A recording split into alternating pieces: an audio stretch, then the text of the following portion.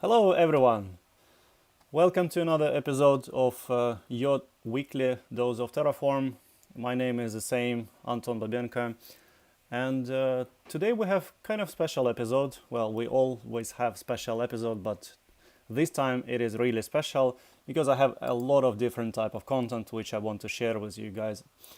So first of all, I'd like to say that now it is not usual time for us. Like usually I have midday inside of Central Europe where I'm based, but this time we have guest who is located in US, so that's why we moved like 5 hours to be able to accommodate that. So let's get started. As usual, please jump in the chat, and if you have any questions or if you want to say pretty much something or anything, just interrupt me and it will be okay. So let's get started. First thing is n0.com. They are sponsoring me for quite some time, and they provide a CI/CD platform where we can run infrastructure as code automation. You probably have heard about this, so I'm not going to repeat that one. Hello, Damian.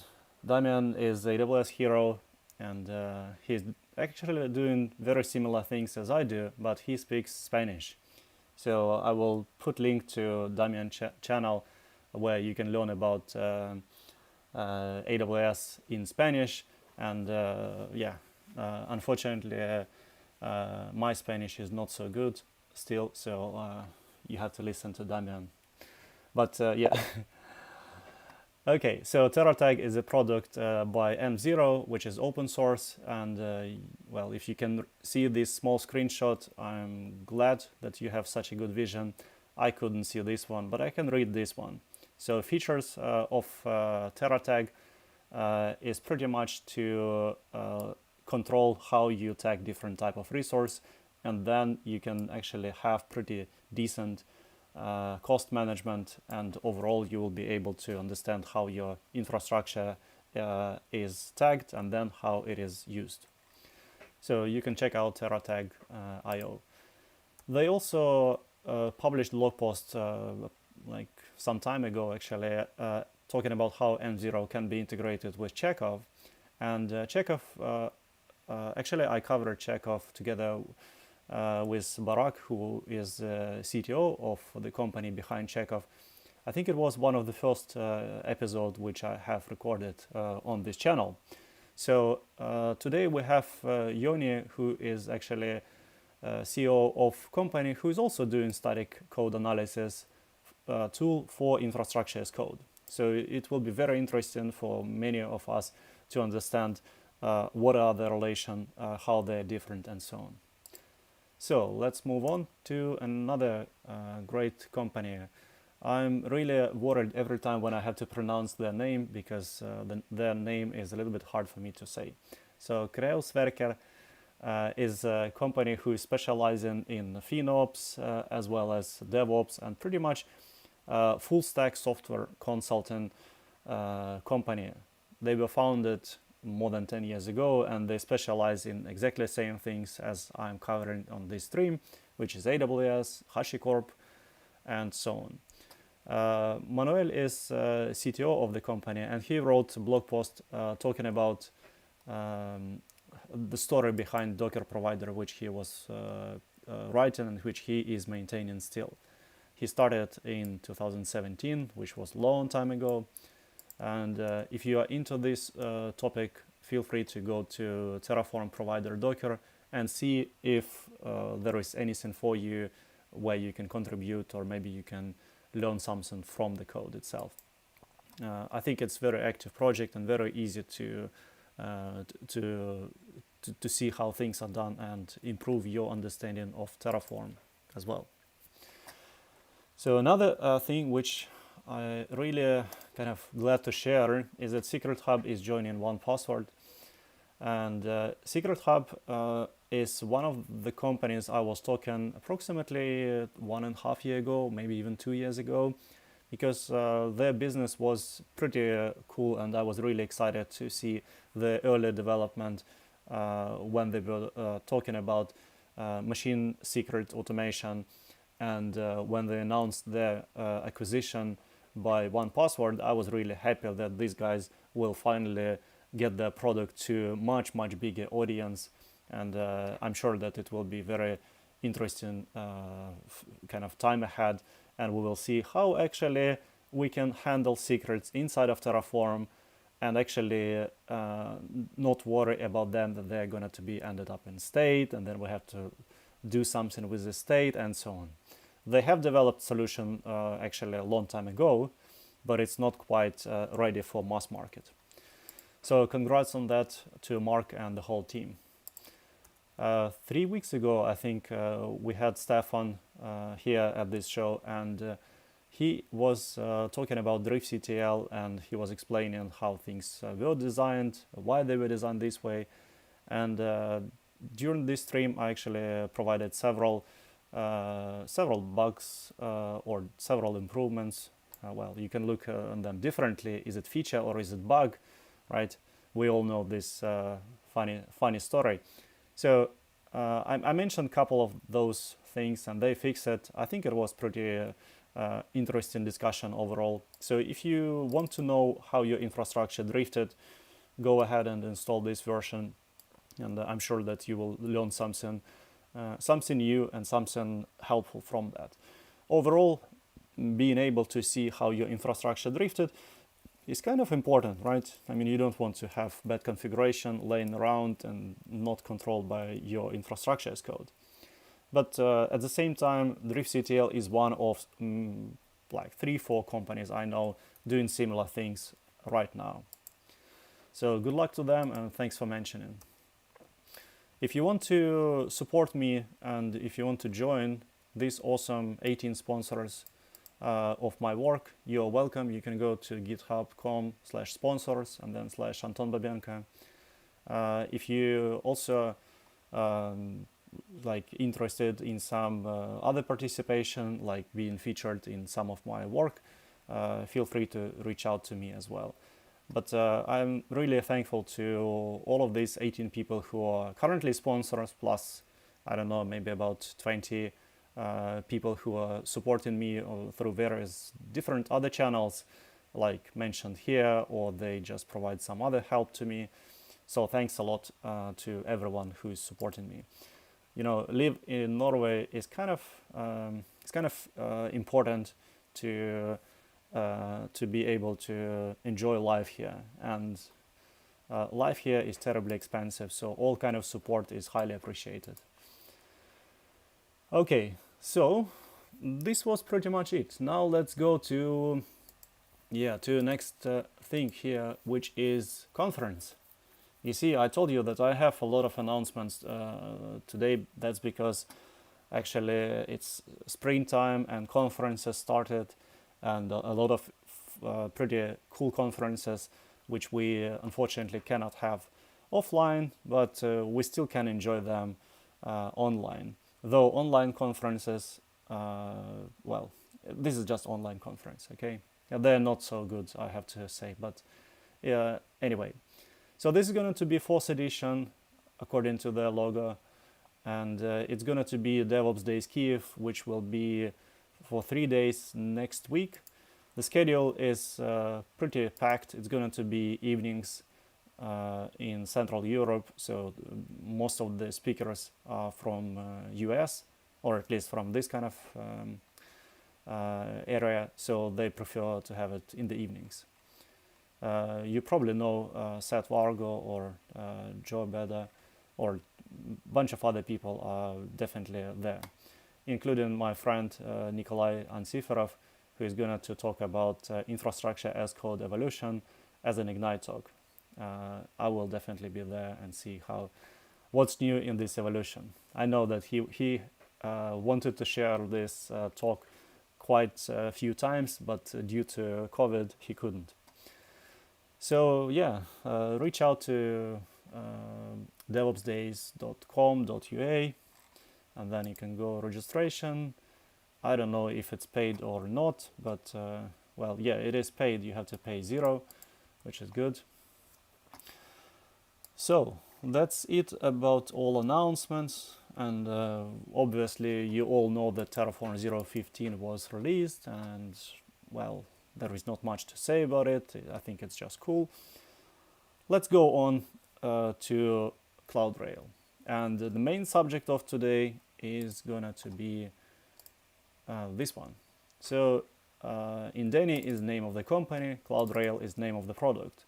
And by the way, this diagram was drawn using Cloudcraft, which I'm also going to cover in the near future, because I work on project which convert this visual diagram into infrastructure as code. The name of the project is modules.tf. So I will talk about that and show a lot of new features there. Okie dokie, let's move on to code, right? Or before talking about code, let's look and let's talk about what is it in first place. Okay, so Cloudrail is focusing on providing automated review of your security settings inside of your infrastructure as code. And if you're thinking that, well, there are so many of them, there are like a lot of other tools which are doing pretty much the same, and honestly, this was my own impression as well. When I heard about this product for the first time, I was like, well, but we have tfsec, tflint, Chekhov, Kix, and probably 2-3 more products which exist, but nobody knows about them. And then when I looked into this product in a little bit more detail, I actually found extremely interesting one aspect of it, which is called context. Well, you can read all of these blog posts, but I will just say my kind of gist of it. So what is context? If you look on this diagram here, and you will see, okay, I have VPC and there are a bunch of resources connected somewhere, then you can understand how they're related, right? If we look from the bottom up, then we can see, let's say, EC2 instance has security group, and this security group has some other relations to other VPC resources, and then eventually there is exit to internet. Okay, so that's fine. And what about this one? Well, this one is rather similar. Instance, security group, and then if we go up, we can see that this routing table, which is assigned to resources below, does not have access to internet. So when we are thinking about these two things differently, whether it has access to internet or doesn't have access to internet, then we actually have to treat our configurations differently. It's not enough to just verify settings on one resource in complete isolation and say, no, you should never put IP address, not IP address, sorry, you should not open port 22 to anyone. Well, I hate this so much when people say without any context. It's the same when, like yesterday, I actually talked to one of customer, and they were talking probably half of the time when I put password in plain text during demo and during making it extremely low level without going into details, we were talking about wrong things. The same here, it all depends on context. Do I have instance inside of some resource which never ever have to be exposed anywhere? I mean, private subnet behind NAT or even without NAT gateway, it doesn't matter what kind of ports you open. So your security posture is not up to date. So you always need to take into account all the relations possible. So context is key here. Context. Well, this word is mentioned just once, but I think it has to be all over this page, because context analysis is one of the coolest benefit of this specific tool. Okay, let's look into some other examples. Again, I'm just looking into documentation, but or in blog post. I will show code in a bit, because well, it's actually working. It's not just documentation or some PowerPoint slides. But if you like PowerPoint slides, just let me know and I will make PowerPoint slides for everyone as well. We can talk about any subject. I will just put PowerPoint slides and flip them. I think it will be fun. But okay, let's compare different infrastructure as code tools. Actually, I found a few articles quite recently where people were talking about differences between these tools, and they made very nice diagram or very nice table where green and red. Unfortunately, I forgot to find it before this stream, so I will try to remember this and put it in the comments, because I think it's really important for people to understand, in a table, what is what and how they are related, and just have like basic understanding. Okay, but let's compare these solutions here. So we have Cloudrail, we have Chekhov, we have Kix. I'm quite sure that very few people know what is Kix. And then we have Terrascan and we have TFSec. We also can mention a tool which is called TF-lint here, which can do pretty much the same, and it's also open source. And well, I actually covered it in one of my episodes, because I find it extremely low level, like very easy to get started with it. Oops, I almost broke my microphone, but no, it's okay. Yeah. Okay, so how is Cloudrail different? Well, you can read all of this. I read it. Overall, the summary of this is context. You will have a lot of noise, a lot of information which is not actually actionable in many of other tools if you don't take into account context. Context is the key here, because you want to know exactly how resources are connected, not like in ideal world or like totally disconnected, because, well, it's too boring. But you always have to understand how context engine makes a decision about different relations between resources, taking into account your absolutely real AWS account, your real settings there, your limits, your other resources which actually may be not even included into your infrastructure as code. And of course you want to run this in CI/CD. I think it's kind of common sense. Today I will not show how to run this in CI/CD, but you can think about this as something, if you can put it into command line, then you can put it into a script, then you can execute it on CI/CD. There is no difference with that.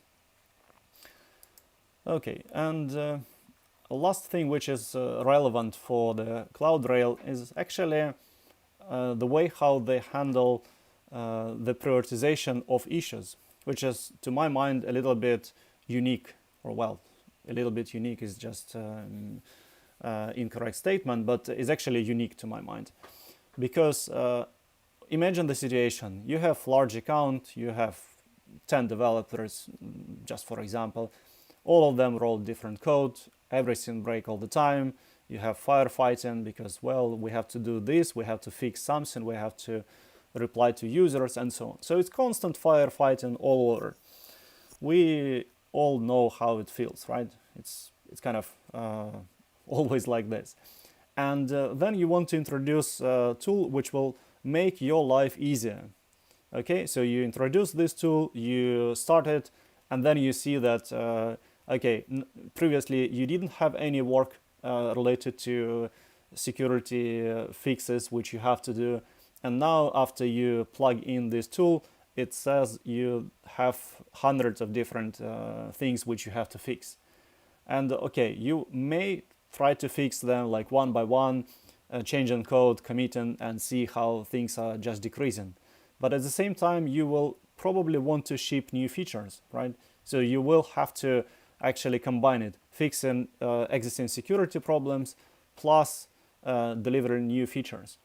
To make this more effectively, there is a concept of like you can make some checks mandatory, but some of these checks can be just a recommendation. I will show this in a second how it's actually operated. But by thinking about something is optional and something is not optional, it's important that only new things or only new problems which you are going to commit or introduce will have to be fixed.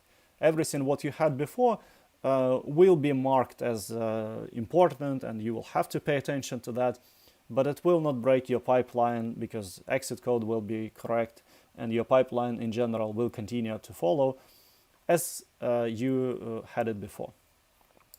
Okay, I think I said enough, and now it's good time to go to see some code. Any objections on that? No objections. Okay.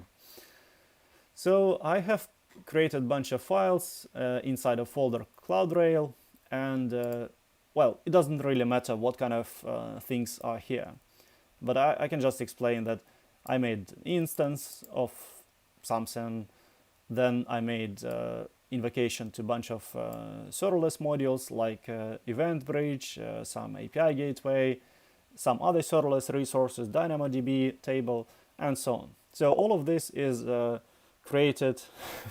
Hello, Stain. I'm glad that you don't have any objections. So we have a lot of resources created here. So what we can do normally, we go and run Terraform init, right? We run init, we download half of internet. We sometimes have to struggle with understanding how log file works, but once we pass this phase, it's actually not so bad. Then we see a lot of green, which is good indicator that life is good. So, and then what we can do? Well, we go to see plan, right? We normally run plan and we see plan, though I almost never run plan. Well, I actually never ever run plan. I only run apply, and then if I change my mind while it's executing, then I simply type this and then enter, and then it's just exiting. But anyway, for Cloudrail demo, what we need to have is that we need to output plan into file. So we run Terraform plan into plan file, and then we see how Terraform is going to create 12 resources. There is nothing magical here, just as I mentioned, some IAM resources, some DynamoDB tables. It doesn't really matter what kind of resources.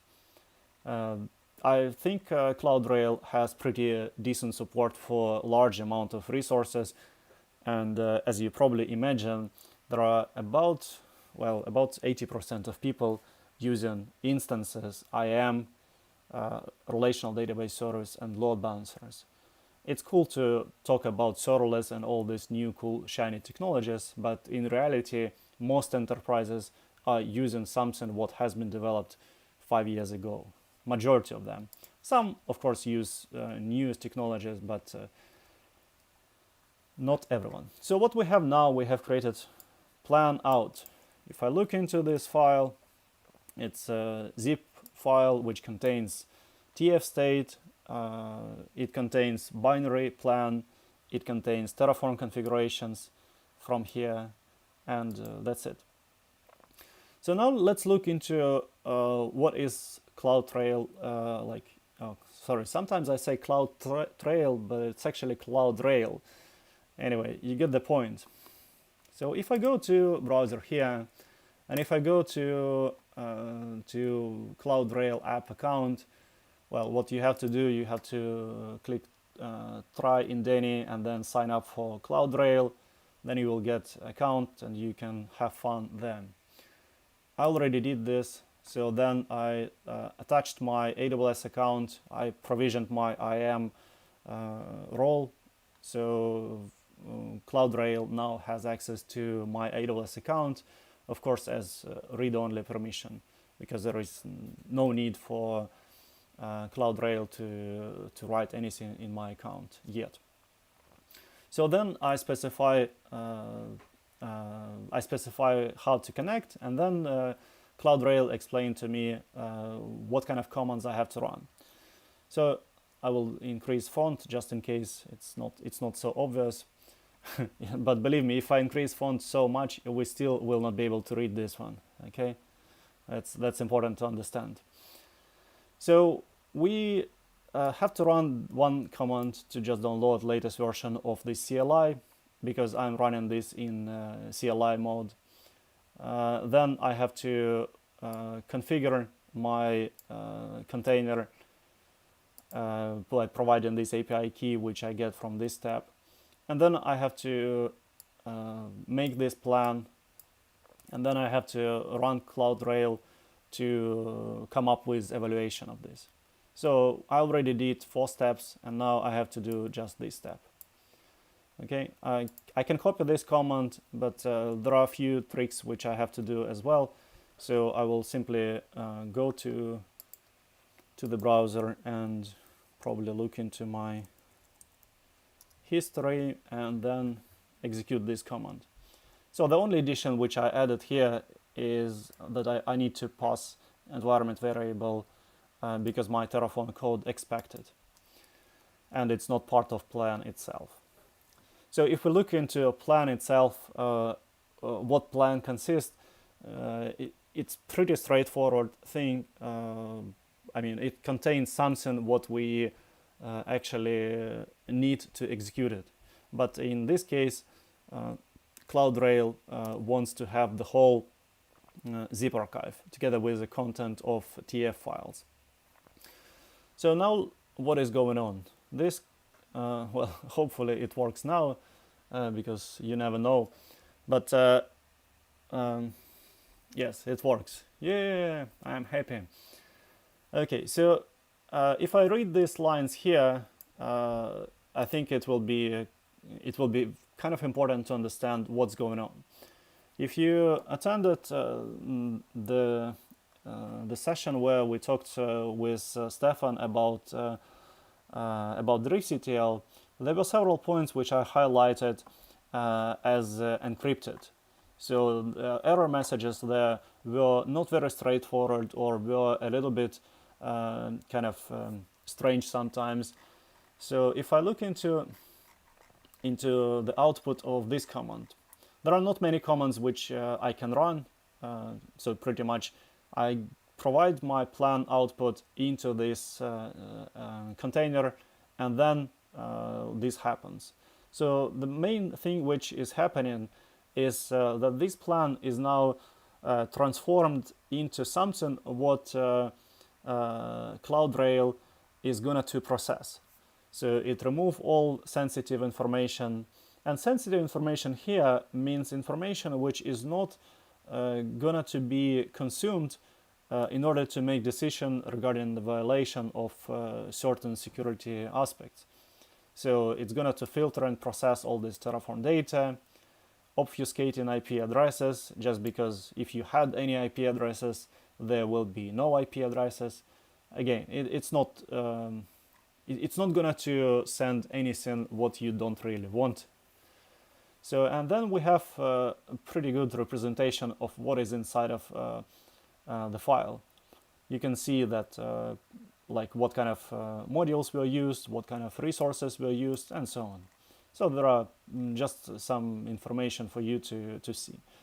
Obviously, when you run this as developer, you don't have to see all of this. So you can easily reduce amount of information which you see here. But here I'm just showing that, well, this is how it works when I run it from my workstation. Okay, so then it also says what's going to be changed.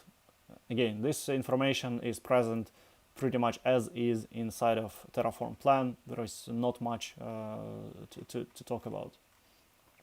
And then this CLI actually asked me, do you really want to submit this information to Cloudrail servers?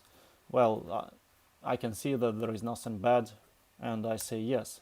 So I type enter. Then it is actually submitted, and I get job ID, and that's pretty much it. What's going on now is Cloudrail had a previous snapshot of my configuration, which I executed when I executed it 2 hours ago. Probably, no. Yeah, probably it's using that one. So I executed this 2 hours ago, and now it will try to see how things actually is updating since last execution. And it's doing some things like pretty much similar to what Chekhov announced recently in version 2.0, where, hey guys, we're gonna to use NetworkX library because it's awesome. Yes, it is awesome, and I wish we actually shared some information about how this code has been evaluated in a little bit more standard ways. For example, there is a standard which is called Sarif, which is used inside of GitHub Actions, as well as some IDE plugins. I'm not sure if Cloudrails support Sarif format as output, but it would be pretty interesting to have it. Anyway, now it's executing some context-aware rules, and then it says that, okay, everything is done, and here the fun part begins. A lot of problems I have.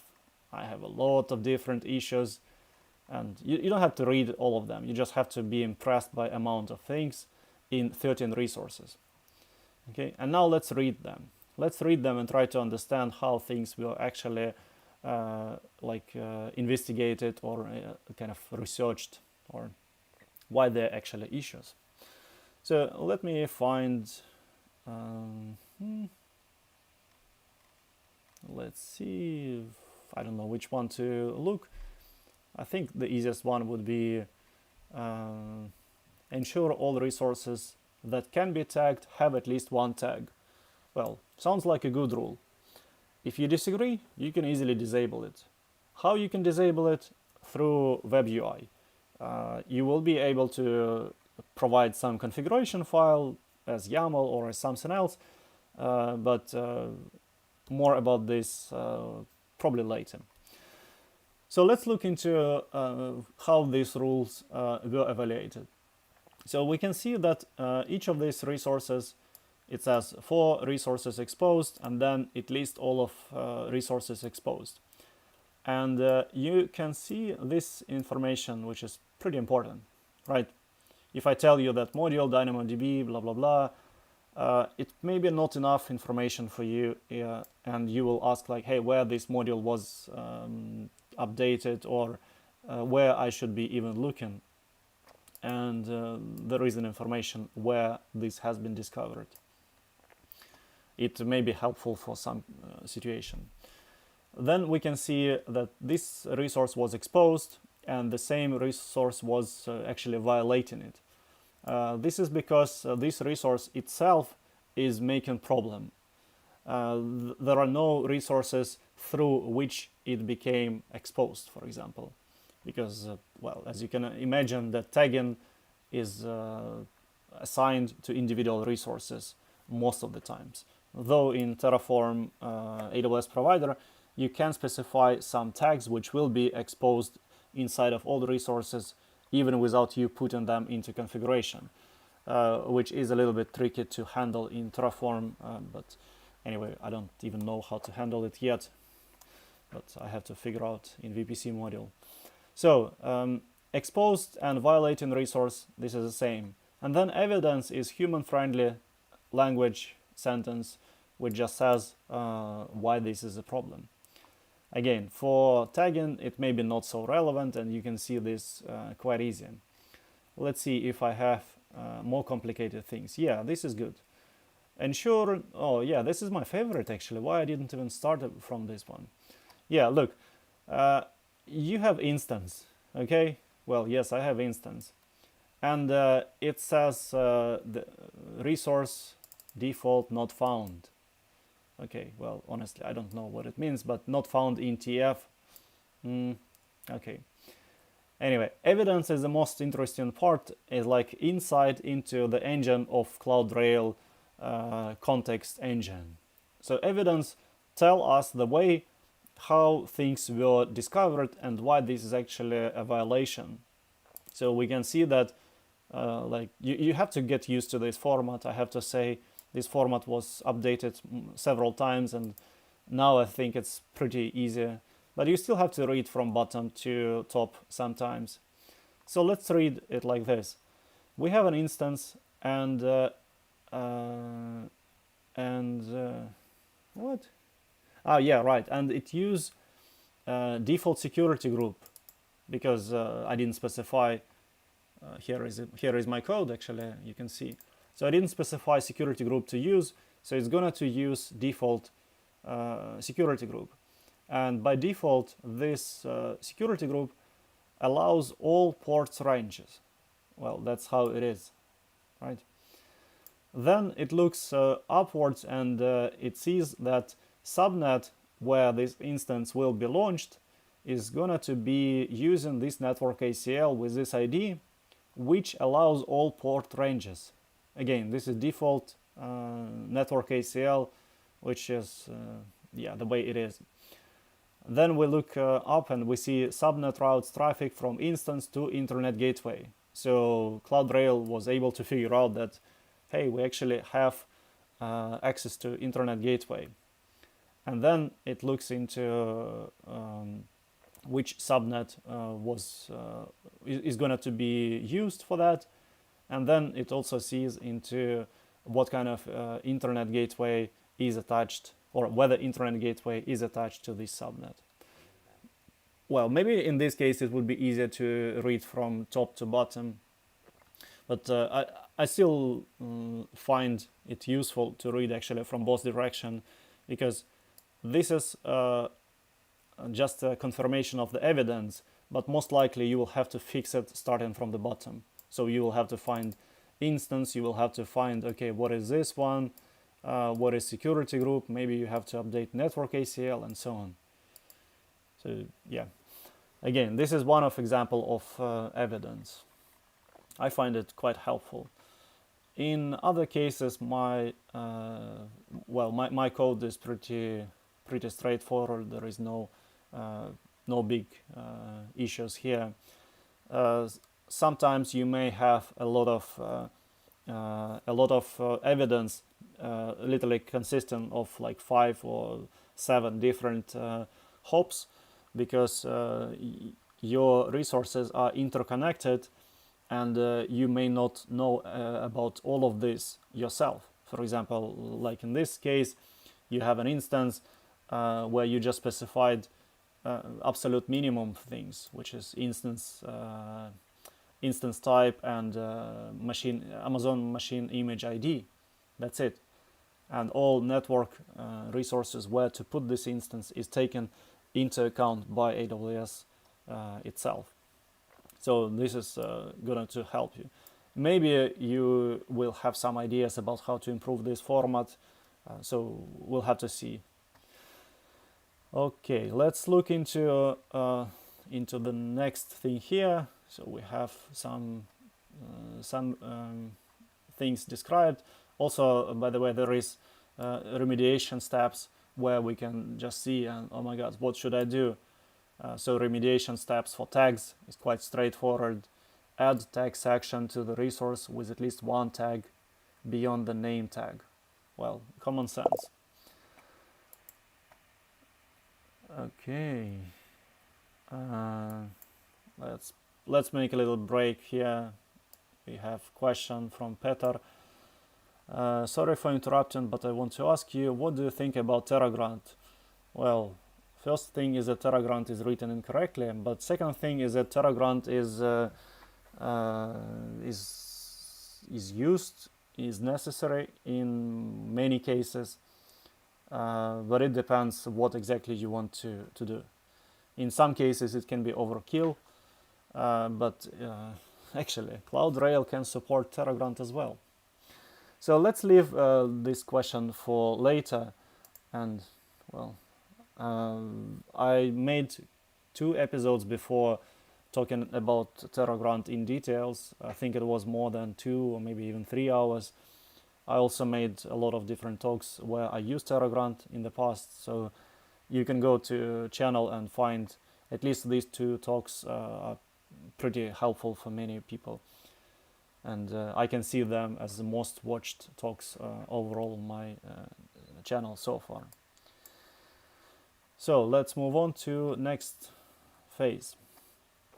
And the next phase here is going to be the following. So summary: 9 rules violated, 9 mandated rules. these are considered failures. Okay, and you can see that this is probably bad, right? So you probably did something bad because you made some errors. And you may disagree that this is error or not error. And this is the cool part, that it's pretty much configurable. You can say that this is not a problem and just skip it. To view this assessment, you can go to this URL and see it. By the way, it was successful. But what about exit code? It was 1. So was it successful? It depends. Probably it's 1 because there are mandated rules which are red, which has to be fixed. But okay. So let's go to browser and see how information is actually shown here. Okay, we don't need this one. We don't need, this one. If I click this one, okay. So what I have here, well, I have my account, I have assessments. I can probably make it smaller. So here is the thing. My latest execution here, it had 61 passed and 9 failed. Let's look into those. And by the way, I just figured out that this UI is very similar to UI of another tool by Indeni, which we'll which we will talk with Yoni in a bit. So let me think for a second. Yeah, why shouldn't we introduce Yoni now? I think it's a good idea, right? Any objections, Stein, Peterson? No? Okay. Then let's put Yoni now. And we can put Yoni like this. Hello. Hello. Hello. Cool. Let me make you a little bit bigger. So I want to show code or browser as well. So let's see how to make this screen bigger like this. Well, that's too big. And maybe I can hide myself like this. No, that's now you too big. Well, that's Okay. pretty big. Yeah, it's, oh my god. Every time I'm struggling with it. And people who attend this stream for for several times, they know. Yeah, I noticed. Okay, let's see. There are so many buttons. Right, okay, we don't see code anymore for some reason. Maybe if I click here, yeah, okay. Yeah, it's not so bad. Okay, let's have us here and let's talk a little bit about Indeni, about Cloudrail from your perspective. I have a few questions to you as well, and then I will continue and maybe show a couple things here in the UI and how things are connected. So to get started, let's introduce you.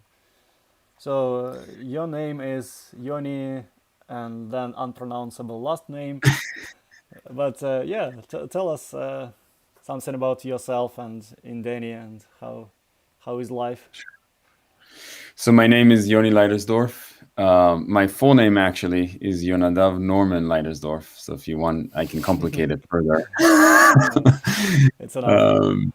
Yeah, people tell me that it sounds like my mother had a joke.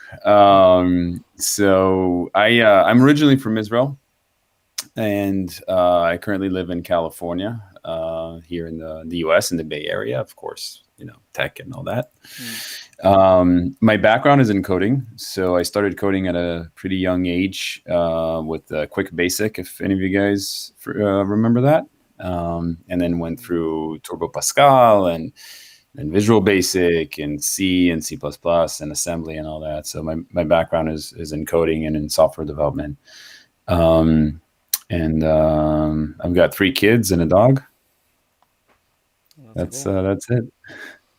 Can you tell us about Indeni and how did you actually started maybe not with Indeni itself, because it's a kind of long story, I guess, but Cloudrail. How did that happen? Yeah.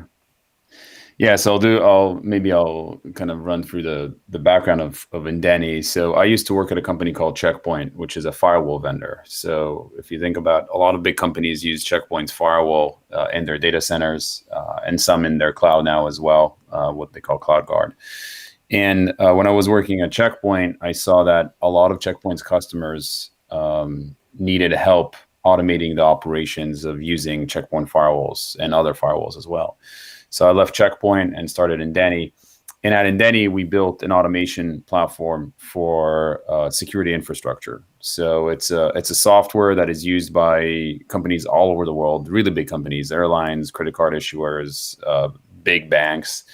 And they use it to automate the ongoing operations of their security infrastructure. So firewalls made by Checkpoint, Palo Alto Networks, and others, load balancers, web security gateways, etc. Now, as we were talking with our customers and asking them what are their priorities, what they care about, we started hearing less and less about firewalls and on-prem infrastructure and more about cloud security. And what they were telling us was that they were using cloud security posture management tools. So, those tools that look at your live cloud environment and tell you about any issues. Obviously AWS, for example, has GuardDuty and Access Analyzer, et cetera, but there are also third-party tools for analyzing your cloud environment.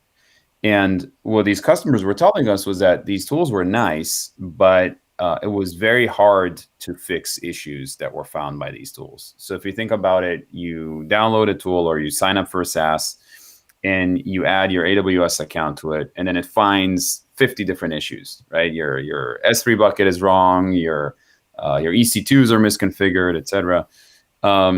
But the problem is that even after it finds all those problems, the security people would open tickets, like Jira tickets, to the developer team and say, hey, developers, can you please fix these things? And developers said, well, we don't have time to fix it. It's already in production. There's going to be an outage if we need to fix it right now.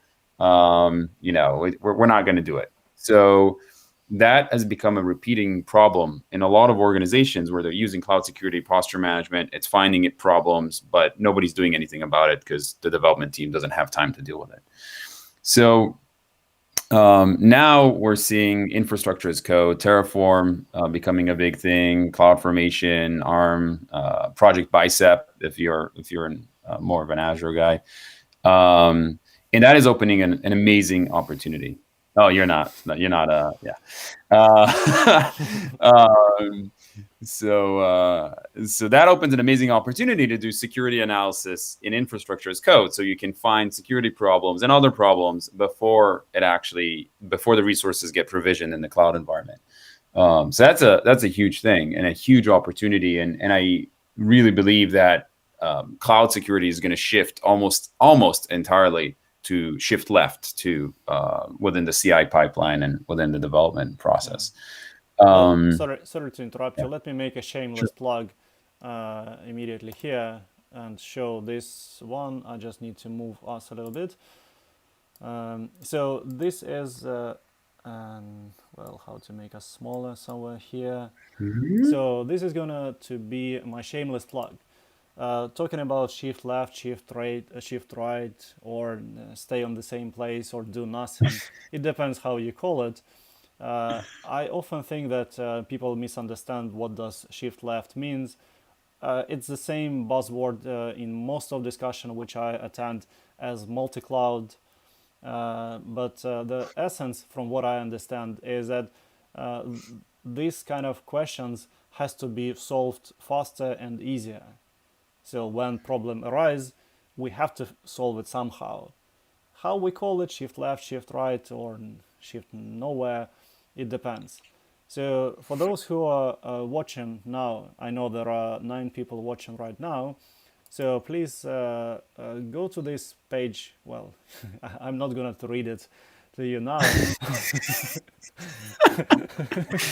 But I will put it in description and I want to know what exactly what's your take on this one? There are 2 pages with very kind of precise type of questions. First is like who you are, just to understand. All of this is anonymized, and we don't care about names and private things at all. Well, we care about private things, but we are not going to share it with anyone.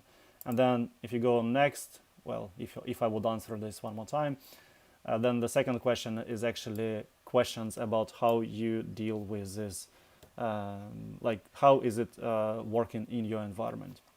So this information should help to understand whether shift left is actually a thing or none of us care about it because it has 0 value. And I know that some people have strong opinion on both sides, so please take a minute to fill in this. It's quite interesting. And the results will be shared publicly, so I will post results when they come. Okay, good. So you described what was the challenge, how you saw it, and when did you start Indeni? Like what year approximately was it when you? 2010 is when we started on the firewall side. Cloudrail, we started working on it slightly less than 2 years ago. Right. Yeah. So 2010, there was no AWS. I mean, there was AWS, but S3. Yeah, we had S3. Yeah, but nobody was like understanding why do you even need to, like, what's the point? I remember I opened AWS account many years ago, and then just like 2-3 years after, I realized that okay, that's what it is. So that's why I opened the account. And yeah, okay, great. So let me go a little bit to this page, and I just want to kind of to finish my process here. So what I did is that I wrote some code. I executed Docker run because I wanted to see how code was written, what kind of things I violated, and it turned out that I violated nine rules, which is good. And the reason why I see this as a violated is because I created policy before, where I put all, I think, 140 something rules into the policy, 149 rules or something like that, into the policy. And now all of these rules are mandatory. So that's why exit code was 1 and not 0. So here I can see similar information which I saw inside of my command line interface, but a little bit nicer. I can also search here. I can filter rules, and I can only see some of them. If I click expand here, for example, then I can see more details about like exposed resource and evidence. But again, this is the same information what I saw inside of command line execution. The reason for that is that I executed it from workstation. If I would be executing it from CLI, from CI/CD pipeline, then this is pretty nice way of seeing it as a result. Okay, when I scroll through this page, I had actually some questions, and I was thinking like maybe you can answer this. So when I do, let me see exactly. Right, so you have a lot of rules, and we understand where these rules are. I mean, they're somewhere inside of code. There is a repository, even Cloudrail rules. So this repository contains information about rules.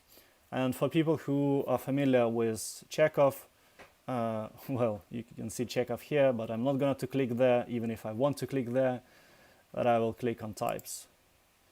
So I click on types, and I see a lot of similar things, which are like, I mean, for me, this seems that this is the same things what all of you guys are doing. I mean, Terrascan has similar stuff, Chekhov has similar stuff. When I scroll through this one and I click on random services, well, this code reminds me of the same style, the same things as I saw in other tools. So can you say what is actually the point of Cloudrail rules and why there are like differences between all of these? Yeah, sure. So if you think about the different tools that are available, like Chekhov, for example, or TFSec, those tools focus on what's called static analysis. Actually, when you were showing the blog post on Env0 that talked about Chekhov, it was talking about Chekhov as a static analysis tool. And if some of you guys are familiar with application security, there's static analysis and then there's dynamic analysis. Static analysis looks at your code. Dynamic analysis looks at how things actually operate in your live environment. So the difference between Cloudrail and other tools like Chekhov is that Cloudrail is a dynamic analysis tool. So it not only looks at the code, it also looks at your live cloud environment. So it can understand how things are impacting one another. And you had that example there you were going through earlier with the EC2 instance that was using the default security group. The default security group and the NACL that you saw there in the subnet, actually, they all came from your live cloud environment. So Cloudrail saw them and then saw the instance you're creating and was able to connect the dots and say, okay, this instance is going to be using this subnet and this NACL and this security group. So the ability to connect the two together before even starting to do an analysis, that is dynamic analysis. And that's essentially the big differentiator between us and other solutions like Chekhov. And I see that you now went into the context-aware rules. So can you move our faces a bit to the right or scroll down? That's also an option. I can do everything. It may take me let's time. move our faces to the right for a moment, and I'll point something out for you. Okay, so look at maybe public access DB RDS rule. So it's a bit, that one. So this is a similar rule to what triggered in your environment. And what it does is it says, go over all the RDS clusters, and for each cluster, look at all the instances, and then try to see which of these instances is actually publicly accessible, okay? And we're also doing it on the instances themselves further below. Now, if I'm not sure we've included the connection utils in here. Can you see if you can get to that? But basically what it's doing there is it's looking at the ways to get into the RDS database. It looks to see if the RDS has a public IP address. It looks to see what subnet it's in, the internet gateway, everything that you were talking about earlier. So all of that is built into what we call context. So when you build a rule, you don't need to go and try to figure all of that out. You don't need to go and build all the logic in order to get to that conclusion. All of that is done by the engine before the rule even starts. So the engine already knows, where is this located? Can it be publicly accessible? What are the IAM roles and users that can access this resource? All of that is figured out before. And then the rule is a lot simpler, but also a lot more powerful because it can do things like what we're seeing here. Does that make sense? Yeah, I think, well, we don't have any objections again, so it makes sense for me. And I was also wondering, like, this is pretty linear approach. So you go, when a user asks for something, you go and check access of AWS account, and then you see what is there. So the information is only fetched when Terraform plan is provided, right? You are not constantly monitoring my AWS account and then I don't know, suggest something. So we are constantly monitoring your account, but we're currently not suggesting anything outside of the Terraform plan. So the only time where an analysis is triggered today is when you actually run Cloudrail run like you did. But I can give you a little peek into the future. That is going to change. So there are going to be analysis that is done on a schedule behind the scenes and some other very useful insights produced. So basically, we can see the past plans that you've made, and we can see how your cloud account looks like. And that gives us a lot of really, really interesting capabilities and features So you're going to see that in the near future. Sounds exciting. It is. Okay, interesting. So then let's go up a little bit, and then here, if I see types, I see a lot of services, a lot of resources being monitored, and kind of recommendation will be provided to that. Do you have any or approximation of how many services are supported? I understand that we all use, I don't know, 20 services at most out of 180 which AWS have. So on scale, like from 1 to 10, how well the support is, just, I mean, subjectively. Yeah, I think the support is very good in the main use cases around EC2, Lambda, databases, things like that. And in some areas, I think we need to do better. Like, for example, Event Bridge that you were using. I don't think I've seen a lot of rules for Event Bridge for us. So there are areas that we need to expand a lot more on. I see. But the main use cases where most of the resources are used normally, those have pretty good coverage. Right. Okay. Yeah, that sounds interesting. By the way, can I give another example? If you scroll down again, Yeah. I'm curious in what you would think about Yeah. this. So yeah, scroll down a bit more. Okay, so you see ensure S3 bucket encrypted. So two above where you are right This now. one? Yeah. Encrypted rule. Yeah. So here, this is a bit opinionated, and I think that's one of the interesting things we do here at Cloudrails. So normally, most tools will tell you if an S3 bucket is not encrypted, it needs to be encrypted. Yeah, right? I hate it. You hate that, right? Yeah. There's a lot of people are saying this is, it's bothersome. So, is there a way to make that rule more intelligent? So one of the intelligences we've added here is whether the bucket is public or not. So if the bucket is public, we will tell you separately about it. But if it's public, you don't need to encrypt it. It doesn't make sense to encrypt a public bucket. So as you look through the rules, you'll see that Cloudrail is opinionated about certain things in order to try to reduce noise, to say, listen, it's a public bucket. You don't need to encrypt a public bucket. And there are other rules, by the way, on S3 that will not trigger if it's a public bucket because it doesn't make sense. Yeah, I remember I've been on vacation during summer, and then Chekhov published a white paper where they said that half of Terraform modules are bad because they violate everything, and that's because by default we provide default values to the modules, which are like false, null. So we don't pay attention because user will override it for their own needs when user decides. And we internally in Terraform AWS modules organization had a discussion like, hey guys, what this even about? I mean, do they really understand how Terraform work or how Terraform modules are written? It's like taking a random snapshot and then make a story about it. This was the feeling. So we were very skeptical back then, but nevertheless, vacation went fine and I enjoyed. So it didn't interrupt me so much. Okay, let me show another repository here, which is this one, Cloudrail demo. You see there are just 12 stars, and I think there should be more stars here, because I think it's quite interesting to see how Cloudrail can be used.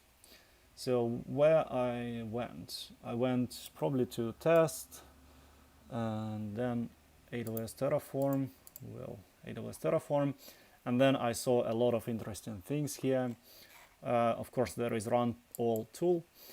Let me just explain for everyone what is this about. So when we are very kind of new, and overall I have to say that there are two topics which are hot like probably all the time, is blockchain and infrastructure testing. So people want to know, no matter what, how to test Terraform configuration. And then approximately a year ago, there were another topic which was added into this field, which is, hey, how to verify that my infrastructure configuration are secure enough. And then there are a lot of tools starting to popping up and people come up with different solutions. So why I'm telling this is that for most of us, it's pretty hard to figure out, okay, what is the output which I can get from Kix, or what is tfsec. So of course we can go to their website, which by the way, tfsec.io, I think they published a couple of weeks ago, or maybe months ago, where they describe some information in better way. But the point is that we want to see all of this executed for us immediately, and we want to compare it. So if I click on pretty much random things, let's say lambda function has not infinite log retention rule. Okay, so and then if I look into, well, Terraform code, well, I don't have to see this one, but probably this is a point that retention in days set to 0, and this is probably bad for some tools. So let's look into how different tools actually treat this this issue. So Chekhov says that failed 4 checks show how code is written. Okay, fine. And again, something failed. Ensure that lambda function is configured with dead letter Q. Why? Why? I mean, my lambda function does not have to have any dead letter Q at all. I mean, not all lambda functions should have DLQ attached. Again, I'm a little bit upset with that. Let's look into Cloudrail. Encrypted at rest using CM key. Well, it's exposed. Yeah, this is the one which I wanted to see, right? So log group have retention policy. Ensure that log group have retention policy. Why I should have it? Okay, yeah, I think I got it. This is because this was put into the mandatory statement. That's why I see them here. So yeah, if I put all of these statements into mandatory, then I have all of this. But by default, I want it to have some sort of options where I can select that this is critical, not critical. And this is what I was thinking that some of these systems will eventually come up with, where I can simply go and select profile, that my code, which I have, for example, here, this is my code, and this code is totally for development environment. So please don't tell me that KMS is not enabled or that I didn't attach DLQ, though DLQ is totally optional. And I was thinking that one day I can just give some code, and then system can tell me that, okay, this code is good enough to run only on your machine, but please never put it in production.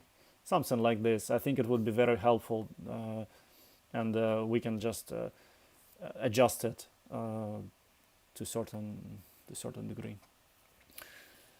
Okay, what else I wanted to see here is result from other systems. Executing queries. That's pretty exciting. Okay, finally. So then there were just 3 things commented. And again, very similar things. CloudWatch without retention period specified. Okay, so from my point of view, what I want to say is that most of these tools look very similar. I mean, I give some code, I have some result back. There are 2 things which I would like all of these tools, I mean not all of them, but as soon as there is a tool which satisfies at least 2 of these requirements, then I will consider it seriously. And actually TF-lint is one of these tools which is very close to be ideal tool for me right now for most of my Terraform project. So the first requirement which I have is that I like to read human-friendly code, but well, this is not human-friendly. So this is human-friendly code. But I also would like to see it inside of my GitHub action. Where do I have actions? Let's go to any of Terraform AWS module. Yeah. You mentioned Sarif earlier, which Cloudrail supports. I think Chekhov, by the way, does too. So you would get if you run Cloudrail with dash dash output format Sarif, then you will get the output that GitHub supports. Okay. So it is here. Yeah. I can say okay, +1 to bridge crew guys and these guys And Cloudrail and also. TSEG. Okay, so then I was wrong. Actually, most of these tools support it as well. Okay, then I was wrong. I have to install this Sarif extension for my VS Code and see if it works well. But yeah, exactly. If Cloudrails support, then it's pretty good to have a list of all of these errors here. Here, as well as in VS Code inside of problems, or maybe in IntelliJ also in problems section. And also it will be helpful if most of this information can be executed proactively. It's good that I can provide plan and then wait for some time and then commit this code and see that something is created or something is violated, sorry. But in most cases, I can also execute plan partially. I know it sounds bad and there is pretty big chance to miss something, but for the sake of speed execution, it's quite good. Actually, one of my dream project is when I'm working on something and I constantly see red light because I do a lot of errors, everything is bad. But as soon as I hit, as soon as I do something what is good enough, I want it to be automatically verified, executed, deployed to certain environment. I don't want to say like, okay, now I'm done, let's deploy, and then continue as a cycle. I want to continue write code and then it's automatically deploying or doing something because I have already created something. I mean, the code which is there is not breaking everything, so it's good. Let's deploy it partially, let's plan it, let's see how it's gonna to affect, but let's do something and provide feedback. This feedback is usually very helpful for me when I see some diagnostic inside of VS Code or inside of language server integration. Then as I type, I do some errors and then I see, oh, now it's red. Then I did something bad. Well, this was a little bit from the future, but another thing which I want to mention is one of a pretty good project, or not project, product by AWS, which is called AWS Config. And I was constantly kind of amazed why people are not using it so much.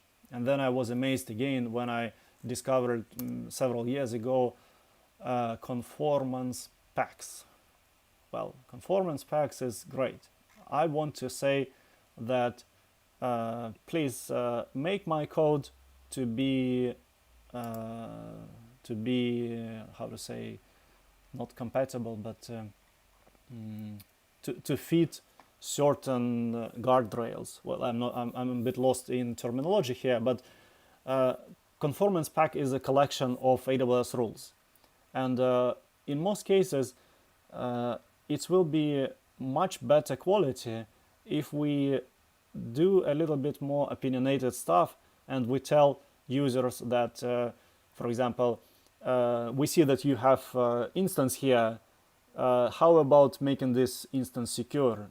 And then users say, oh yeah, I actually care about security. And then they say like, yes, I want to have security. And then you show them lots of red messages like, hey, you broke everything, now you have to fix it.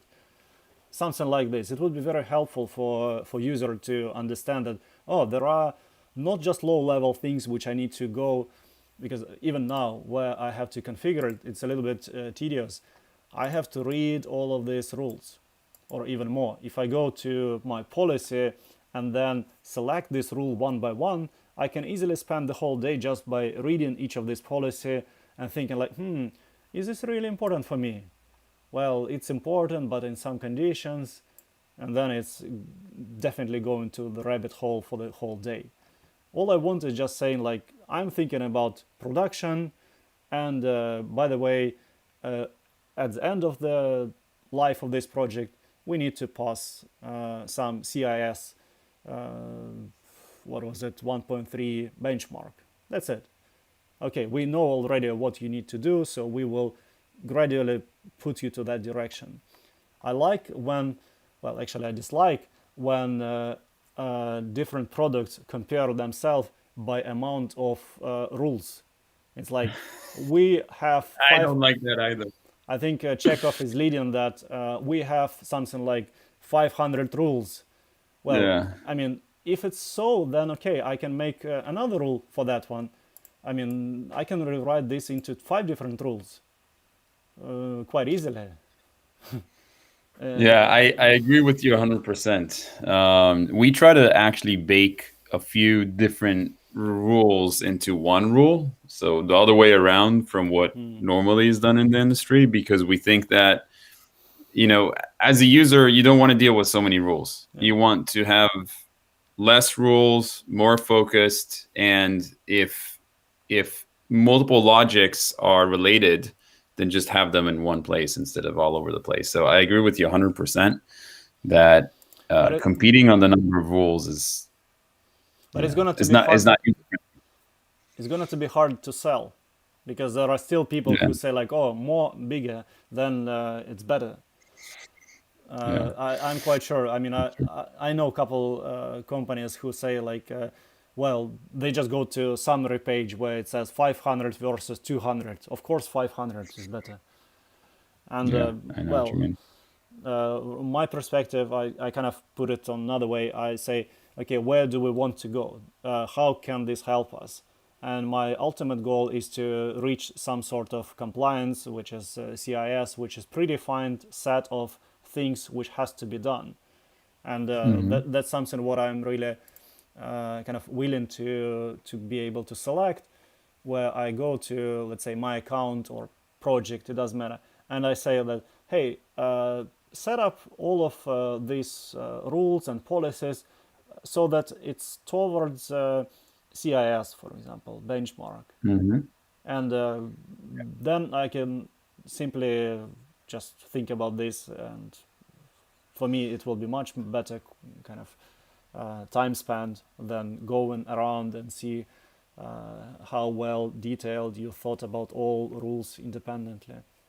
Anyway, yeah, you're gonna see from us 2 things. One is called rule set, so it's a set of rules, it's a group of rules, and the other thing you're going to see are built-in. So it will be a bit like the conformance packs, but you're also going to see built-in policies for things like AWS CIS, for PCI DSS, etc. So you'll be able, instead of needing to define your own policies, you'll be able to select pre-built policies and just use them. And I think that is what you're kind of thinking about here, right?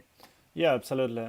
And another thing which I know is very intimidating for many people is that they want to see remediation steps. Well, you show remediation steps, everyone shows, but in many cases, the point of remediation step is to do it one step forward and actually write code for the user. Now you have pretty good position. You understand code already. You have code already. You have a lot of information which is not present like for many cases. For example, well, actually Chekhov can do similar things, but I didn't verify how well the code will be actually updated. But it's quite important for people to not just see that, hey, this is red, and then half page of text explaining or educating it, which is important. But you also need to show like, hey, click one button and you get pull request to your code. Snyk is doing this since day one. I think this is one of the points when they started jumping into all repositories and telling like, hey, you did this bad, you did this bad. I still have a couple of repositories where Snyk is the only contributor.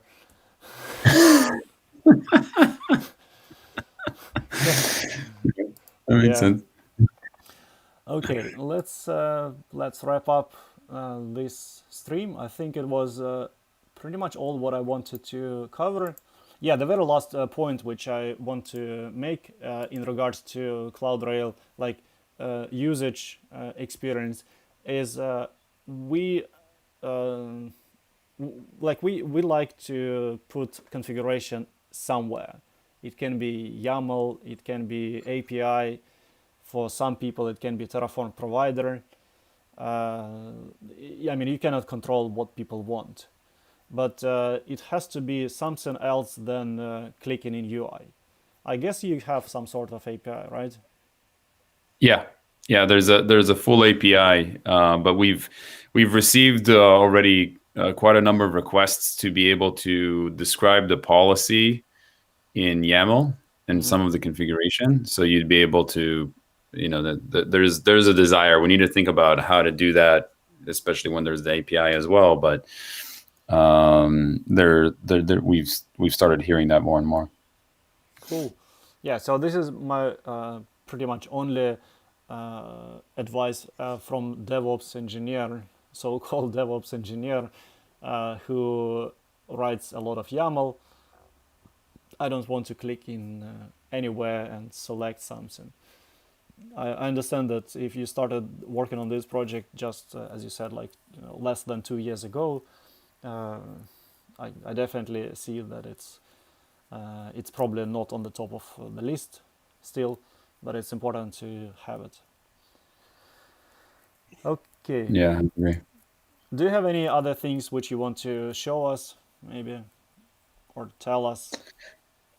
Well, Um, show is a little bit tricky because I cannot make you to screen to share your screen.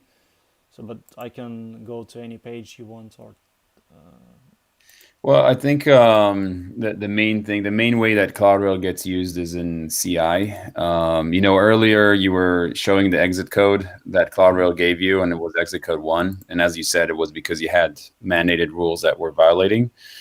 The big thing about Cloudrail, beyond the dynamic analysis and the context awareness that we talked about, is that it's very CI aware. So it knows the common outputs like Sarif and JUnit and all those, but the output is built that way. So the goal is that developers never need to go into the web UI.